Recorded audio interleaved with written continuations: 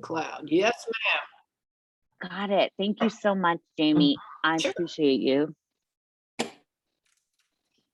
Over 30 years of ladder skills. You guys, this might be what's going to get me that column in the New York Times art section. That's going to be the title of the, I might need Erasmus to capture some photos of me in the moment, so they feel real.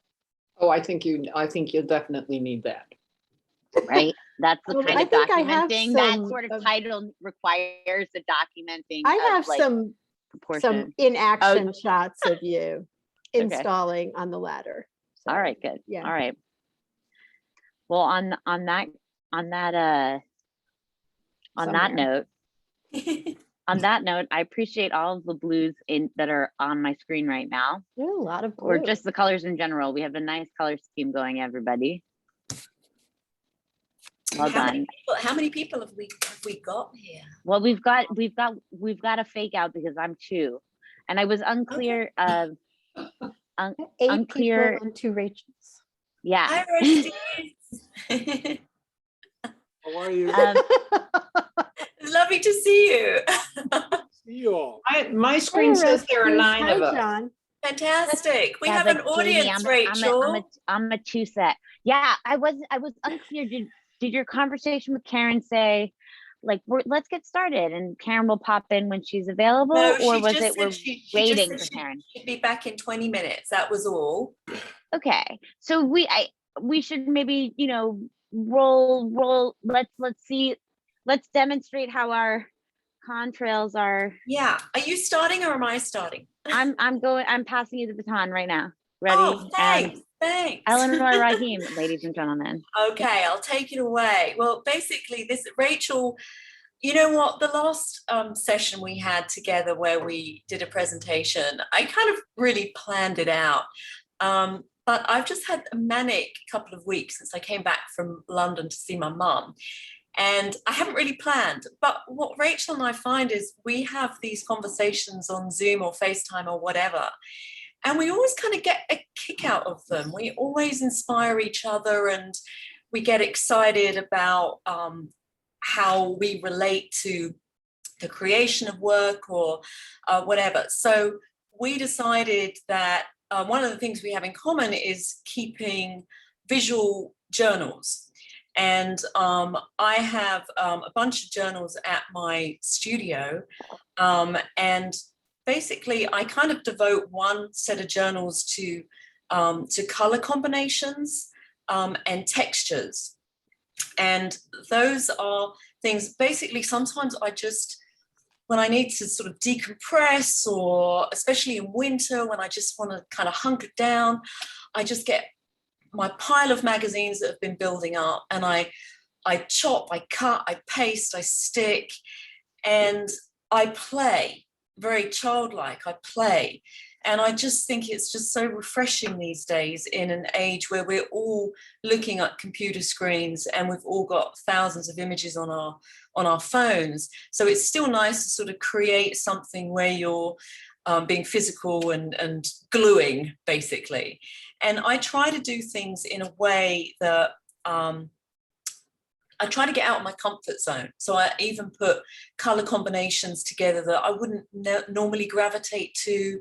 There are plenty of color combos that I have not used, but maybe I will in the future, who knows? So I just like to sort of compile color combos and textures in a way that makes me want to pick up one of my books and have a look, just for the heck of it, just for the fun of it.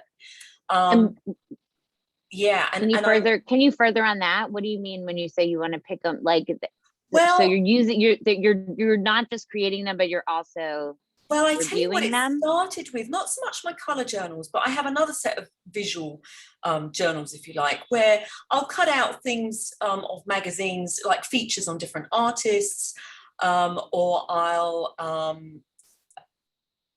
sorry, darling, I'm just blowing your mind, Eleanor. Keep talking. You are blowing my mind, dearest. You are blowing my mind. Yeah, that's one of my pages from not the color journal, but just things that I stick in my book from magazines, inspiring pieces that other artists have written in interviews and stuff like that.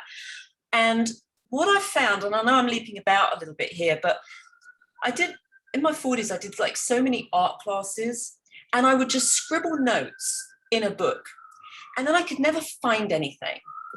And it would, and they were just scribbled notes, so they weren't interesting to go back and just look at over a cup of coffee. So I decided to make things a bit more interesting. So that's how I kind of got started on this journey. I also keep sketchbooks of people I draw in the subway. That's a whole nother story. But Rachel, if I could just go back to, could you just give me back Why the don't you screen, share right? I believe you can share your screen. Go ahead. I will share my screen, and I'll just show us some more. Yeah, I'll just go back to my color. Yes. No, this is, sorry, I just need to get out of this a second, and I will just go into my other one.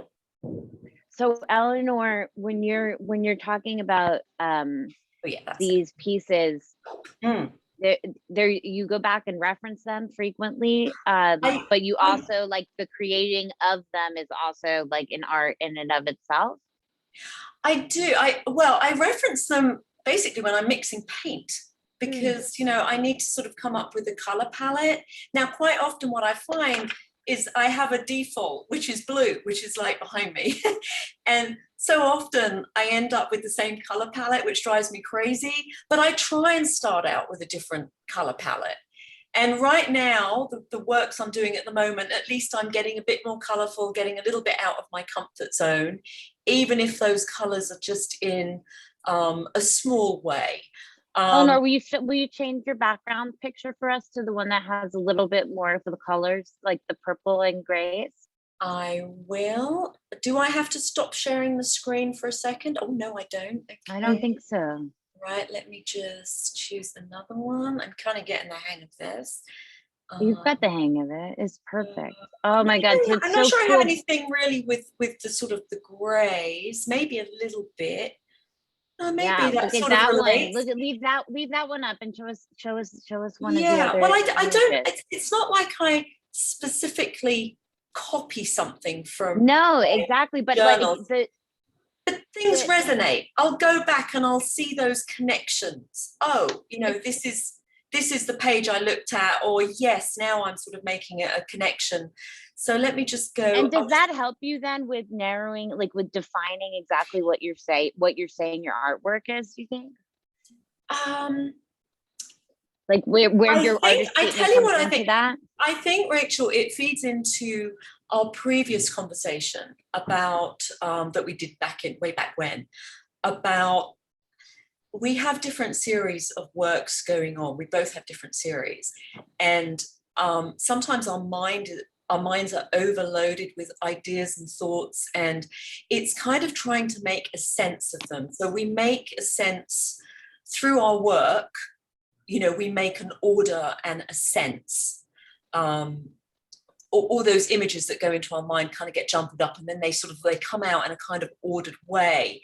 And yes. I think my visual journals, both the colors and the color journals and the sort of the more ideas one, it's the same thing. It's kind of making some sort of order and sense of what I see around me every day and what inspires me.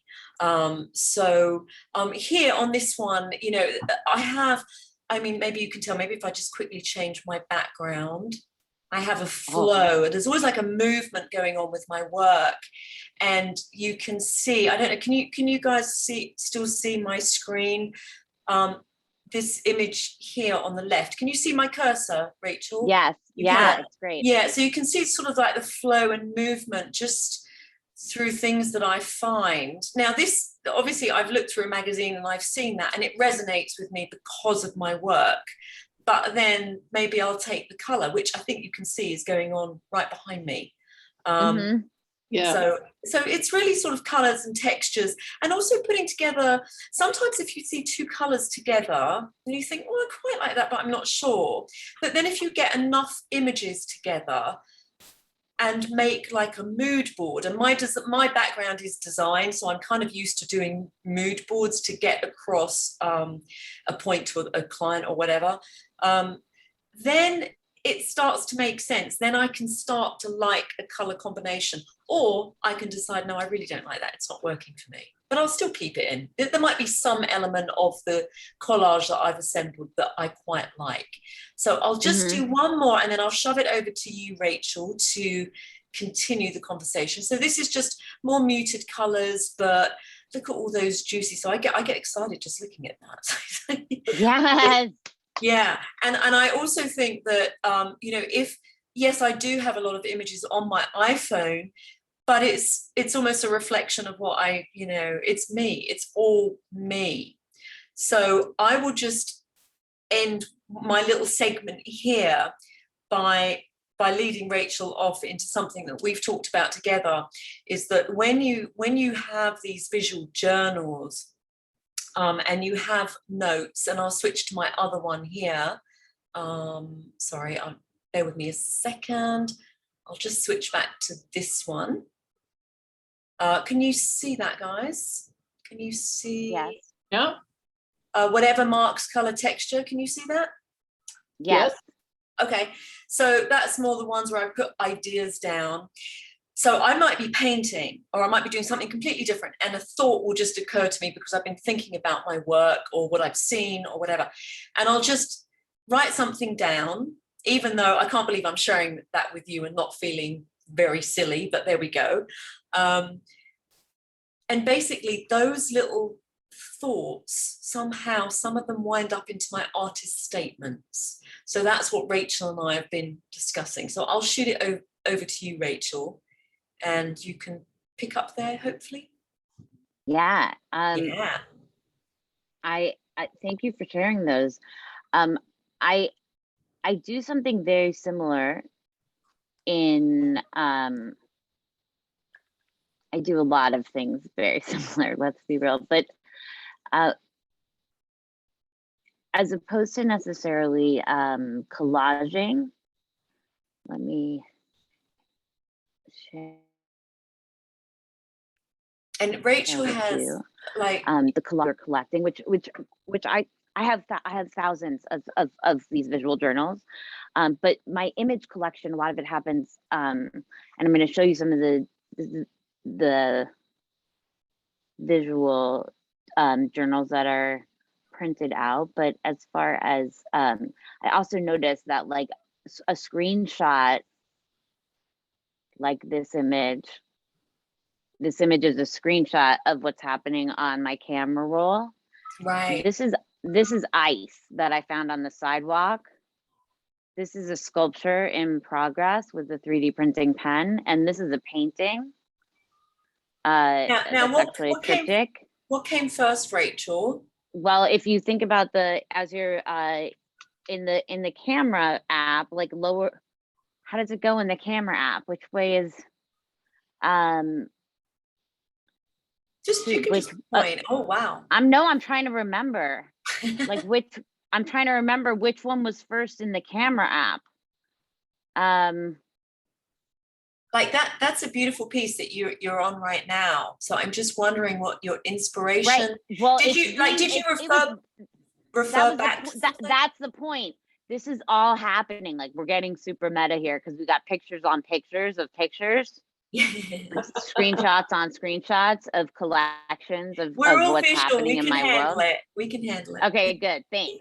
But like you can see the progress. Like this is changing into this, and this is happening within there. There's these other paintings that are also being created. So these when the photographs and the artwork start to almost look synonymous, like that's instead of cutting them out and pasting them, often I am collecting photographs and noticing that photograph is like 100% what my artwork is of, and I get to a point where I can't tell the difference.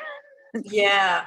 Because like, what is the starting? Like sometimes I think the starting point is just sort of at the back of your brain somehow, and then you'll get started on a piece of art, and then you jump back to your visual journals and you see something, you're like, oh, that's where it came from. Yes, and all of a sudden it's what I saw. It's what I saw. Yeah. What I saw sitting there. So I Oh, would bless say, you. let's Jamie. see, bless you. Yeah. Thank you. One of the Allergy season. one of the things that that we were then saying was how it informs how keeping these books sort of informs what you're creating and what's written then in your artist statement. Yeah. So finding within these, I'm sorry, I should have shown you this first. That's okay. It'll make sense at the end. It does for us anyway. Don't know about anyone else, but yeah. You guys, I swear you're gonna catch on soon.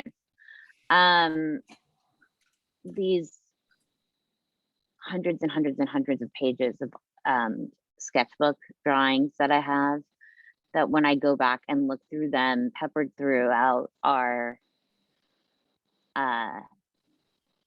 these statements, and just wondering how they all align, and if they all align, and kind of checking in on going back through them and like finding the importance in checking in on if what I'm saying in my artist statement is actually what I'm creating, and if there's an alignment there. And hopefully, again, because I see this like weaving of topics happening. So this is from a sketchbook from 2006. It says, how does the refuse of the urban jungle fit into nature? Is it what's most organic here? And this, it is nature. It is what inspires. It is flying, and like it's that whole like paper plastic bag flying. It's unpredictable, and it's perfect so it's perfect content to think about when you're trying to construct an artist statement. Yeah. So it's interesting though where they still lie, and if can I make that, Jamie, or am I capable of turning my other me into, here we go. Can we turn this other me into, like, pin this guy, make him big, make him spotlighted?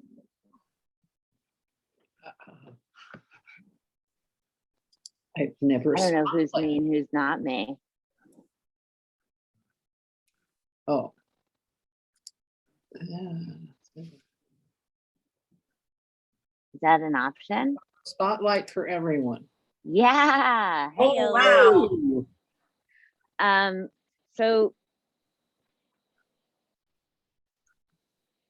mine come out a little less organized than than Eleanor's does. But this is what I love, is that we have such different ways, different methods of organizing our ideas and thoughts and compiling them. And I'm completely inspired by Rachel's cutouts and pop-ups. I mean, I have little flaps of my work, but they're just magazine cuttings, and I'll just try and make them as interesting as possible. But I think Rachel takes it one step further, for sure. This is like testing a whole new pack of like scissor edges. And also the other thing, if I could just throw in, Rachel, because I know we talked about this, that we're looking for fair share art. You know, I work large scale, so it's really hard for me to find and create pieces that are sort of from that $200 to $500 range. And we were talking about how some of the pieces in our journals would actually make pretty good standalone art pieces. You know, some nice works on paper. You know, me with my collages and Rachel with her beautiful, look at that lovely cutout. So that's another thing that, you know, between Rachel and I having discussed this, it's like, oh, it's got me thinking. I need to go back and see what I can tear out and maybe make a nice works on paper, you know, that would fit that price range. So I'm just being very practical here. But That's fantastic. furthermore, I in the fair share art, I just I had one piece and it had that I had up that somebody inquired about, and I was able to say that guy has a little buddy. Are you interested? And they were like, well, I have to have them both. And so I was able to double that sale, which was exciting for everyone. Yeah. And these so relate. I mean, you can really see how these sketches relate to your finished paintings. Well, there's so many layers too. It's the layering is, there's a collage for you. Yeah, it's beautiful. And also that's very like my book in that it's a real color combo there you've got. Yeah. You know, so it's like a starting point, or if you're halfway through a work and you're kind of looking for another color, it just needs something, that's when you can refer back, you know, and try and find a color combination that would work. Yeah. Fabulous. I mean, what I'm wondering is, does anyone, like, for all of you, what are some ways in which you make an effort to keep track of of documenting what you're doing in writing, like checking up in on your statement, and what tools do you use? Like, do you use sketchbooks? Do you use photographs? Do you use just what you're creating? Or do you find that, or are you using sketchbooks in like a totally different way in your process? And because the value, we see a lot of value in them. So we'd love to turn that over to the rest of y'all. I mean, should we share? I mean, I can share a few other images if there's anything you want to share. You feel comfortable sharing, you can just hold up to the camera. But I'll just go back to my yes. I'm not as fast as Rachel, just like screen sharing here. Oh, there we go. I don't know why you're knocking yourself. You've done nothing but magic so far. Yeah. So this one is just totally out of my comfort zone as far as colors are concerned. Now, well, it really is. But I'm getting a little pink into my work, but it's more kind of the purpley pinks at the moment, as opposed to these sort of like peachy pinks. But I can see at some point I might be comfortable getting these kind of colors into my work. You know, if I didn't compile things like this and go out my comfort zone, everything would be blue, period. I just, you know, I'm a connoisseur of blue. I love blue. So you know, this way it just helps me think in a different way. This one, I love this. I love this visual diary. I love this one with your background that you currently have up. The textures that, and the way that you're translating this texture in your painting is so cool, because it's not like the bottom texture that is made out of, I don't know, paper or metal. It looks like metal. I don't know. It's just for a magazine, but you know, I don't think I was looking at this collage when I did this painting behind me. That's the funny thing. I think somehow it kind of goes in the subconscious when you create books like this, because you're constantly flicking through and you'll see something and you just don't quite know that it's going in, and until it comes out in your creative work. And that, you know, I'm fascinated by the human brain. It's fascinating. It is. It totally really is. It's amazing how we can just take in, like, and then translate what's happening around us. We're just translating it. Yeah. Those are some bold colors for you too, Eleanor. Exactly. And I'm finding in the age of COVID that I want to be more colorful. That's the thing. Okay. I don't know what it is. I just have this like need for color within the last couple of years. So it's going that way. And we'll see. And this one made me laugh this morning when I looked at it, and I wanted to include this because this really reminded me of Rachel's work. As we can see, on her screen right now, her background. There's just something, I don't know, I just see Rachel in this paper. Yes. So maybe I have created this since I met Rachel. Maybe there's something that has just inspired me, or just, as I say, Rachel was in the back of my brain and it came out in my little journal. I love that. That's so cool. Yeah, I mean, look at these lines here. I mean, look at these lines. That's Rachel. That's Rachel. And then here's the curly swoop, and the bottom has a curly swoop. Where's the curly swoop? And I got a curly swoop in my bottom. Can you see it? No. It's over here. It's like a little flag coming out right here. There. Yes, and there it is on yours, exactly. There it is.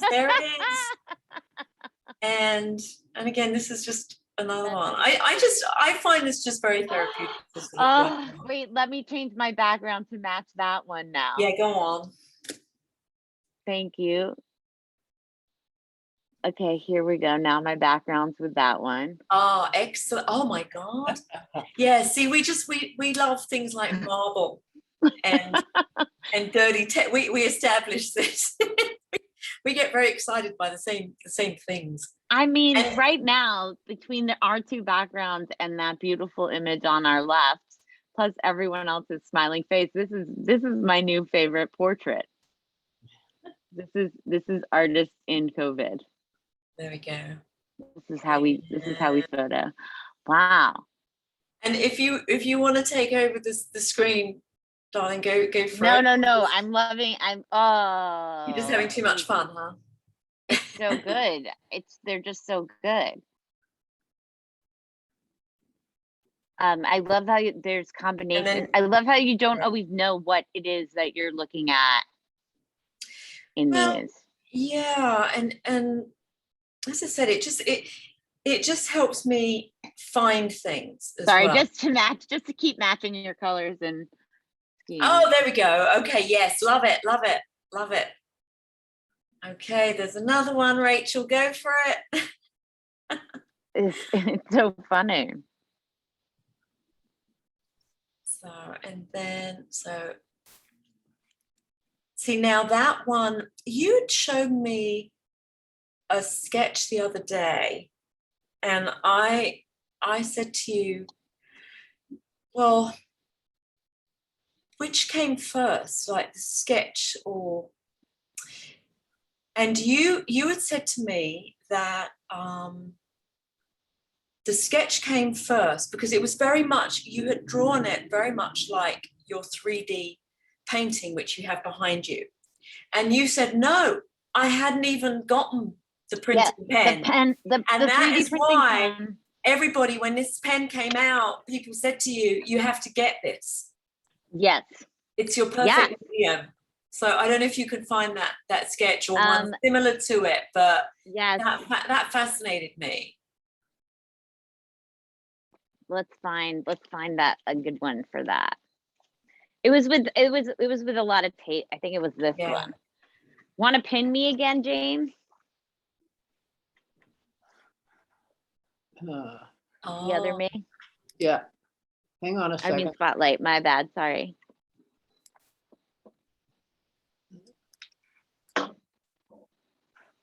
Well, sorry. Don't be. It's we're all patient. Wow. Oh, So these were done with, this is tape and crayon, possibly watercolor crayon, and ink. These were clearly Yeah. Your work is it's very linear, and that's why it lends itself to. and there's these piles, it's like piles of lines happening. This has Beautiful. watercolor and glue and watercolor crayon and ink and tape and all of these like layered linear, like this totally could happen with the 3D printing pen. And I had suggested to Rachel as well with the with the tape, because I love that effect of the tape, but if she was to just sort of gesso over it, you know, before she painted on it, then that, you know, if she wanted to just make that a piece of art in itself, then, you know, that would be great for the fair share auction or whatever. Yeah, like just pieces that you can move. Yeah. A little blind contour sailboat scenario. St. John, I like that one. Yeah, so there were these like worlds, and the thing is that I realized is that this is how I see all of these lines and layers in everything I look at, and I just it's amazing to me that other people don't see the details that I do see, and it's like delightful to me that you people, many of you people do, and like I know Eleanor and I like get excited because we both see sort of a little bit more depth in our worlds, but like this is a lot of tape. Yeah, look at that, and look at the So texture. I was like, I was already somehow working in 3 and 2 dimensions. Like there was already this like 3-dimensionality to my 2D work. Rachel, don't hate me, but that one, can you just go back to the girl sitting on the rock? I almost want to take a vertical rectangle, cut out the woman, but just that piece, the top left-hand corner, I almost want to just make a piece. Yes. Actually, just the top section. I almost want to, you know, put some clear gesso over it or medium or something. Wait, do you mean this section? No, I mean the top bit. Yeah, I just like that. No, just the sort of the top left quarter. I almost want to make that. No, the other, not where the go. Yes. I almost just want to make that. Yes, a little standalone piece on its own.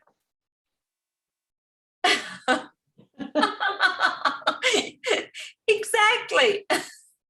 That just floats my boat. There we go. Yeah, well, right now that little bit of shape that, I mean, it's kind of, there's something interesting happening like that too, isn't there? Yeah. Where she just becomes organic form as opposed to a physical, like a specific being. It's just the texture with the lines, and it's just very subtle. And I just think that is just a nice piece on its own. All right, well, so $200 and $200. You know what? For you, Eleanor, for you, do I get the friends and family 80, discount? 80 is yours for 80 right now. You can even get the girl for free. Oh, cheers. I have to say that Rachel has inspired me, because I you know, create journals with color, and then others with like thoughts and you know, ideas that I just write down. But Rachel's kind of inspired me to maybe create more preliminary sketches for my paintings. I start with, I don't really have a preconceived idea, but I have a color palette and a rough idea of composition when I start a painting. But Rachel's books have kind of inspired me that maybe I could go a little bit deeper sometimes and start with a little bit more of a sketch before I go to a painting. So I just think these journals are really inspiring. Yeah, this is another one that's taped up. Yeah, just put some medium over it, Rachel. Do some preservation. Yeah, I think First I would spray with a tweener, I think. Do you know what I mean by a tweener? No. A tweener? Like an isolation That's the coat. official terminology, an isolation coat. There you go. Tweener. I never heard of a tweener before. It's a tweener. I'm the with you. isolation coat. So I have a question for both of you. Can I ask a question? Go for it. Please. I guess I just did. Anyway. Yeah, you get one. Next. That was it. Sorry. Moving on. And yeah, anything else we'd be happy to answer too. Okay, Oh, Rachel, I think- love that, by the way. Yeah, that was the one I was looking for. Beautiful. Yeah. Sorry. that's all right. Jamie. You know, this is really interesting seeing your, I mean, partly we're just seeing your work process and how your brains are working through what you're seeing and what you want to do with what you're seeing. I guess my question is about, do you see these books as just personal resources? They're kind of a circular resource because you're making them, but you're also using them as reference at some point or another. Yeah, so the question is that the extent of what these objects, these books are to you, or do you see them as works of art themselves, as a whole book, or is each page a single piece? I mean, this comes from, you know, I have my husband's sketchbooks, that, I mean, he, you know, worked ad nauseum, and they've got wonderful things in them. But I'm just really interested in how you think about what these books are to yourself, and do they have any public function for you? We had exactly this conversation. in the I mean, Rachel, do you want to take this up, or do you just want me to start? Rachel, can you hear me? Hello. Rachel, your mute is on. Thank you. Sorry. I just So, was showing you guys. Rachel, I just want to say, did you want to kick off? Well, these are pages from my sketchbook that have clearly been used to decorate as artwork, hanging as artwork in the home. Right. And it took a lot. It took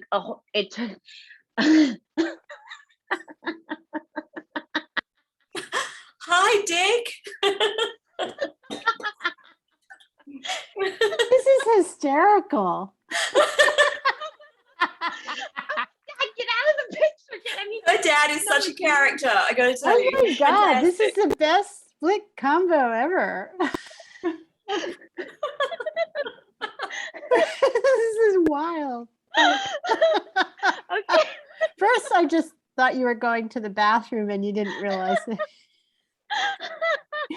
So I would just say, Jamie, it was for those to be taken out of my sketchbook when those were originally taken was painful to me, because I was at a point where I did not want to break up. The book itself was an archive in and of itself, and it needed to stay intact in order. And I felt that way for a really, really long time. And it only is recently now that I'm realizing that that documenting them in photo or video form, and then allowing them to be a way of me putting pieces of my work out into the market at these are incredibly intricate pieces of artwork, many of them, and some of them are much simpler, but some of them are like, there were hours involved with many of them. And I think that I would so much rather that be on someone's wall and adding like a little bit of sparkle and joy to their world every day than for it to be stacked in my book. So I have and finding like the Fair Share art website, and even just like flash sales by me going on Instagram, on freaking social media, like finding ways of putting this artwork out into the world instead of keeping it in the book feels like it feels like a no-brainer. It and I'm glad to have I feel sadder letting go, pulling a page out of my sketchbook than I do selling a painting that I've worked on for 3 years. But at the same time, I think it's so much more valuable adding to somebody else's world than living inside of a book. So that's my take. Eleanor? Great, thank you. Yeah, well, we were chatting about this, and so I feel that now I need to go back and look and see. To me, they're very personal. To answer your question, they're very personal. They're just my own personal reference.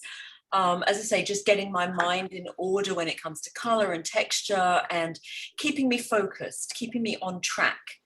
And that's how I use them. And you've also said about giving away your ideas in a way, like, or like that there's like that personal, like, these are your ideas. So the older I get, the more kind of, why am I worrying about that? Just like put it out there, so I may share some of these pages on Instagram. I'm just going to share my screen for a second. I'm just going to go back to this document here. So these are just how, and I'm a graphic designer. Well, I'm not a graphic designer, but I studied as a graphic designer. So I love playing with sort of my own like handwriting and type and whatever. And again, this one, I'm ready for the poster of this one. I want it on a tote bag. Well, I don't know about that. No, I wouldn't treat this as a work of art, but it makes it interesting for me to go back and have a look. And it also, just by writing things in a different way, I can remember where I put something. I mean, don't get me wrong, I have a whole library on my computer, right? But this is it's just so nice to have something tactile in my studio when my hands are dirty with paint, to flick through a book because I remembered something. So that's what I would say. And again, just thoughts. And I might remember to put the date or not. And again, this kind of recording, if you like, just helps me when I need to write an artist statement. And I don't know about the rest of you, that's a topic for another day, but I have different artist statements for different, whoever I'm sending it to, whatever the show is or whatever I'm trying to achieve. My statement is always slightly altered. So these like little notes, just remind me, and even just to have fun. I put like, have fun, splash, think, Norman Bloom, I love his work. And so they're just reminders to me. This is just something, I'm not sure I've even done anything with these, but maybe I will at some day. Now this piece here, I did this 2012. I kind of like that on its own. Maybe I'll do something.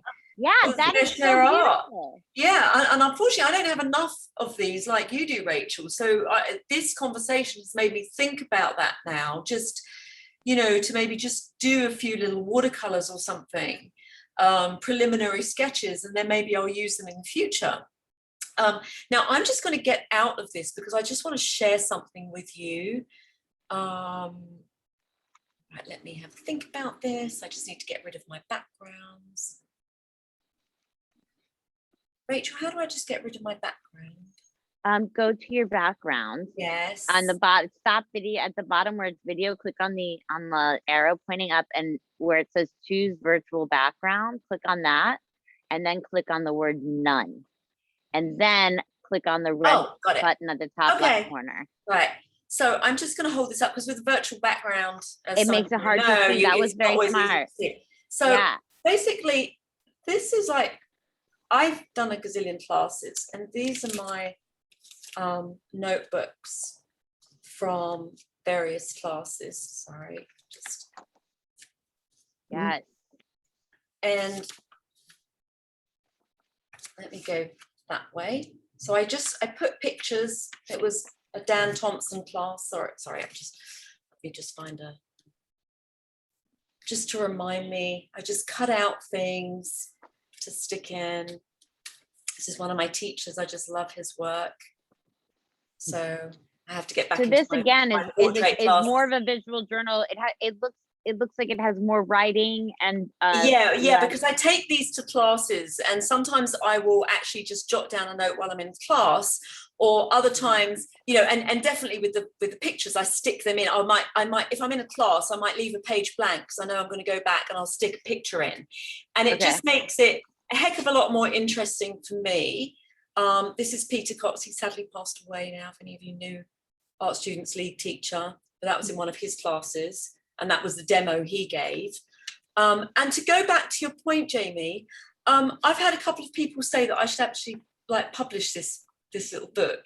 Yeah. Because it just has lovely little tidbits in it, like not a whole lesson, but just little reference points that you should go back to. Now, will I do that? Probably not in a million years, but it helps me to find things easily, because, you know, I know I've written something down, and because this book is so visual, I can refer back to it very quickly. Whereas I got to tell you, for years, I was just writing my normal handwriting scribbled in notebooks, and I could never remember where I put that particular point that teacher said.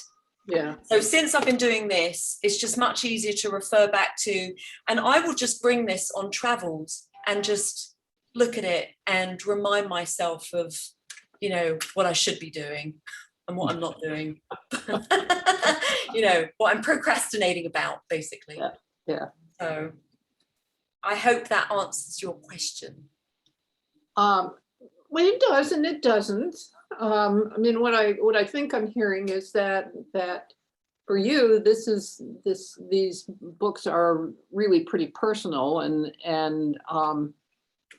you're not real interested in publishing that book. At the moment, but who knows? Yeah. You know, maybe I could fine tune it one day and do something with it if I thought it would help people. I mean, I know that I have a friend who published a small book, and I bought it because his life drawing sketches are amazing. And he put in a little section about muscles and stuff like that. And I just find it really useful. So maybe at some point, I've got enough of a compilation and I'm confident about it, you know, I could fine tune it. Yeah. I'm not ready yet, but maybe one day. Got it. Thank you. You're welcome. Thank you for the question. Oh. Well, I think that though it would be interesting to think about. Well, what I noticed as a big difference between what Elle and I said was that Eleanor's, there are a few pages that may be able to just be pulled out, but in general, hers are her reading as documents that need to be multi-page documents. That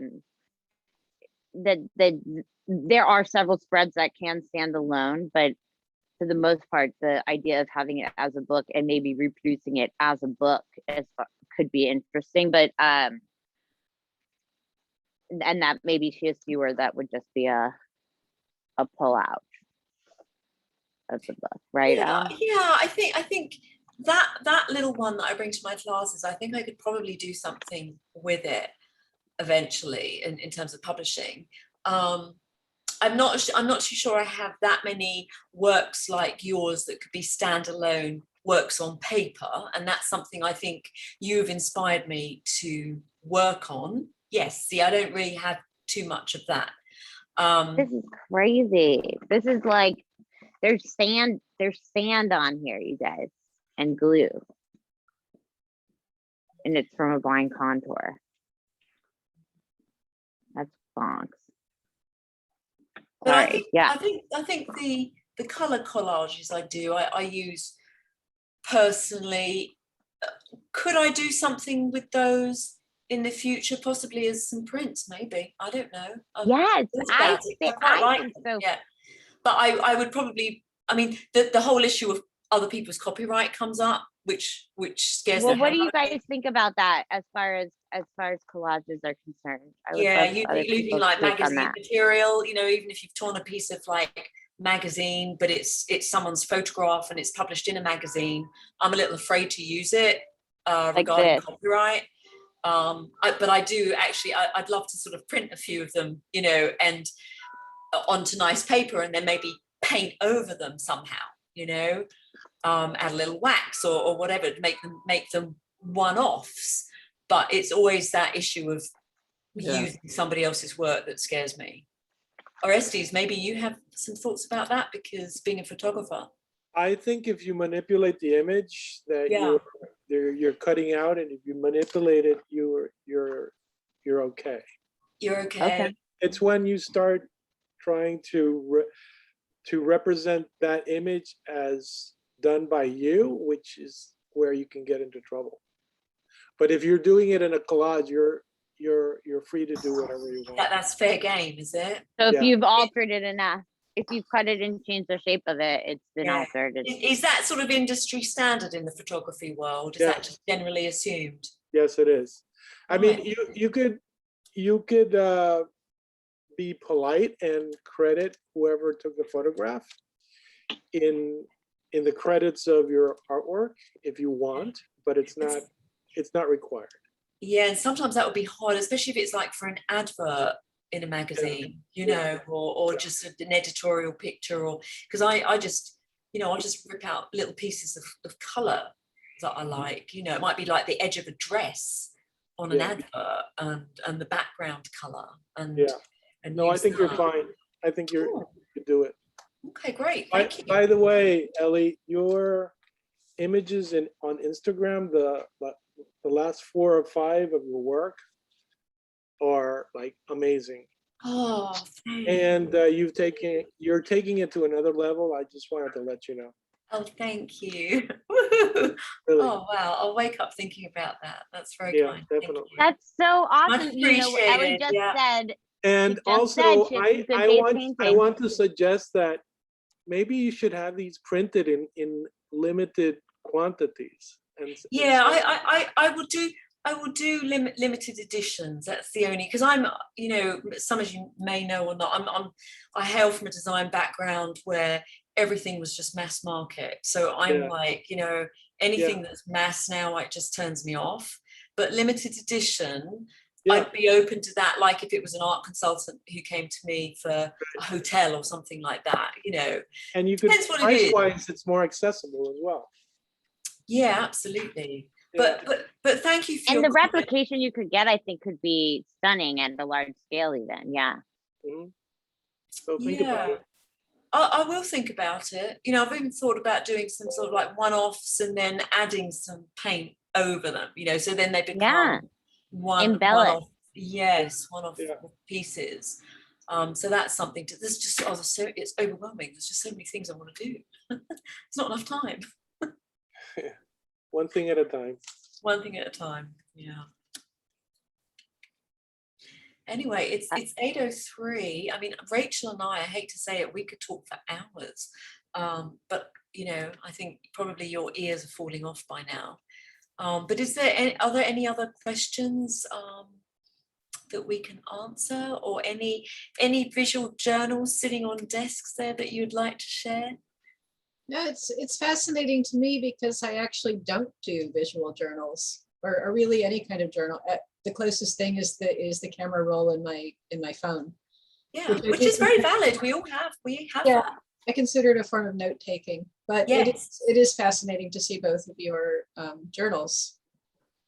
Well, I think in the age as well, where so many people, I think we're all on screen so much, and that's why it's just quite nice to go back to something that's tactile, where you're not sitting looking at a screen. So that's me personally speaking, and I think Rachel, although it blew my brain out today, with like my brain exploded over it today, because I was videoing and photographing so many of them in a row that I was starting to only see it through the screen, and that became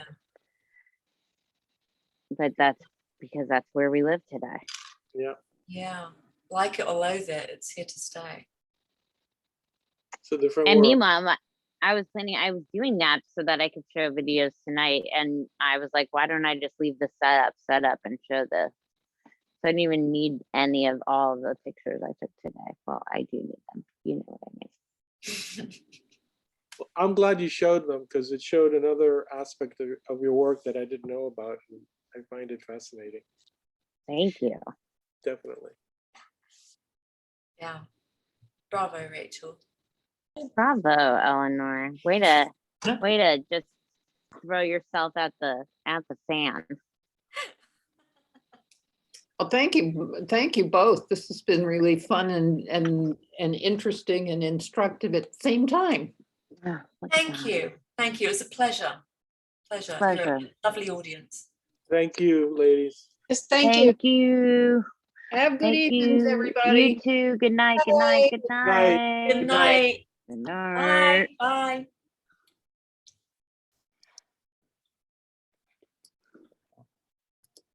End it.